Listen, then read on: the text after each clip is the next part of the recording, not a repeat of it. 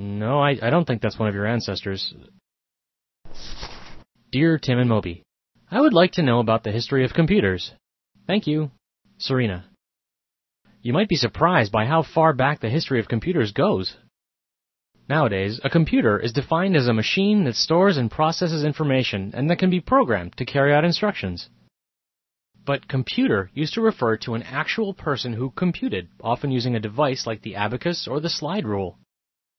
The first programmable machine was invented in 1801. It was a loom, a machine for weaving cloth. Invented by French weaver Joseph-Marie Jacquard, the loom was strung with punched cards that let colored threads through to form different patterns. A few decades later, in 1837, British mathematician Charles Babbage realized that these punch cards could also store numbers and other data. Using this technology, Babbage designed a computer he called the analytical engine. Although he never managed to build the entire machine, Babbage was a major computer science pioneer. His punched data cards were used in computers through the 1970s. Like the U.S. government used a punch card machine to conduct the 1890 census, a report on population trends. Babbage also developed the conditional statement, a program that lets computers select from a set of actions to perform.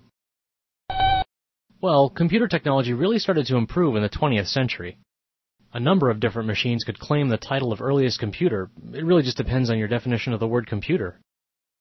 The Z3, built by German Konrad Zuse in 1941, was the first programmable computer that wasn't tied to a specific function, like weaving cloth or calculating bills.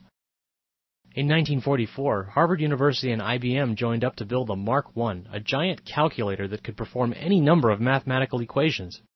It ran on an electric motor and weighed 5 tons. The Electronic Numeral Integrator and Calculator, or ENIAC, was introduced in 1945. Even bigger than the Mark I, ENIAC could perform 5,000 operations per second, which was huge at the time. In fact, it was so powerful that it was used to help build the hydrogen bomb.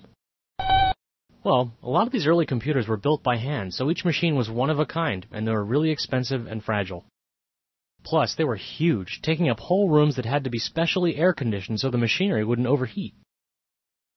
But in 1959, miniature electronic devices called integrated circuits were invented. This meant that millions of transistors, the switches that controlled the flow of electricity in a computer, could be mass-produced. Transistors were tiny compared to the vacuum tubes they replaced. Computers became even smaller and more powerful with the invention of the microprocessor, a silicon chip that could hold thousands of transistors and other electrical parts. This made computers small, cheap, fast, and accessible. By the 1970s, there were handheld calculators more powerful than those room-sized computers of the 1940s.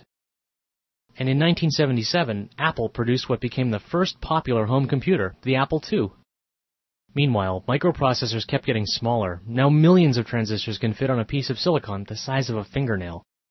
And software tools like word processors, spreadsheet programs, email, and the World Wide Web made personal computers useful for ordinary people. Right, computers have worked their way into other technologies too, from household appliances to cars to toys. Computers are likely to keep getting smaller, faster, cheaper, and more powerful for a long time. No, I don't think you belong in a museum. Yet.